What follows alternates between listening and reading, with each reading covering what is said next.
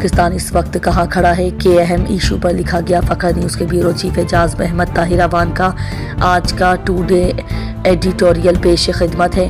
پاکستان اس وقت سیاسی، معاشی اور سماجی لحاظ سے ایک پیچیدہ اور انتہائی نازک صورتحال سے گزر رہا ہے اور اس وقت ملک پاکستان کو درپیش مسائل در ذیل ہے۔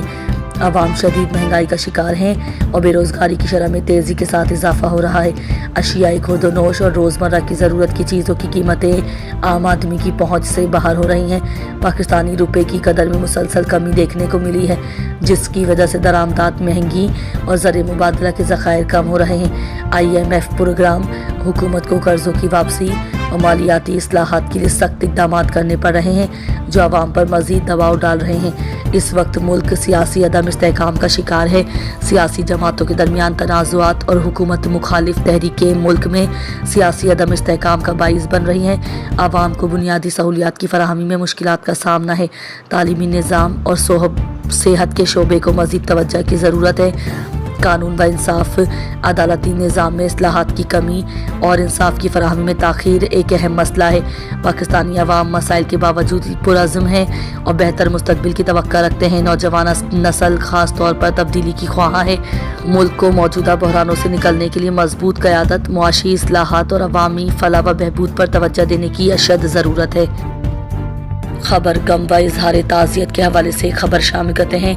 فخر نیوز کے بیورو چیف اعجاز احمد طاہر اعوان سے جدہ سعودی عرب میں مقیم سینئر صحافی، سرپرست اعلیٰ Pakistan overseas media forum Jeddah Syed Musarrat Khalil نے اپنے ایک بیان میں پریس کونسلر سفارت خانہ پاکستان جدہ کے محمد عرفان کے والد گرامی کے انتقال پر ملال پر اپنے گہرے دکھ و غم کا اظہار کرتے ہوئے ان سے اظہار تعزیت اور دلی ہمدردی کی ہے۔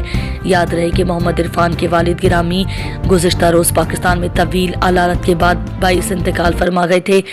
ان کے والد کی ناگہانی وفات پر اس دکھ کی گھڑی میں ان کے اہل خانہ کے ساتھ برابر کے شریک ہیں اور یہ دعا بھی ہے کہ اللہ پاک مرحوم کی مغفرت کرتے ہوئے ان کے درجات بلند فرمائے اور اس غم کی گھڑی میں تمام اہل خانہ کو یہ عظیم سانحہ کو برداشت کرنے کا حوصلہ اور صبر جمیل عطا فرمائے۔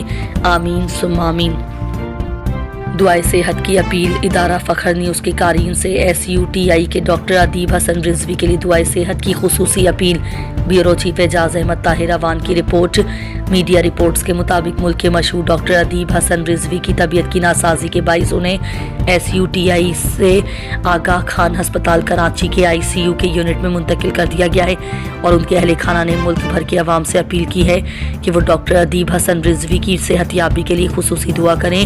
ادارہ فخر نیوز کے چیئرمین محمد علی ملک اور CEO ملک نصیر احمد نے اپنی اور پوری صحافتی ٹیم کی طرف سے بھی ڈاکٹر ادیب حسن رضوی کی جلد و مکمل صحت یابی کے لیے دعا کی درخواست کی ہے۔ دعا ہے کہ اللہ پاک جلد اپنا فضل و کرم کرتے ہوئے ان کی زندگی طویل کرے اور مکمل صحت کاملہ و عاجلہ سے ہمکنار کرے۔ آمین ثم آمین۔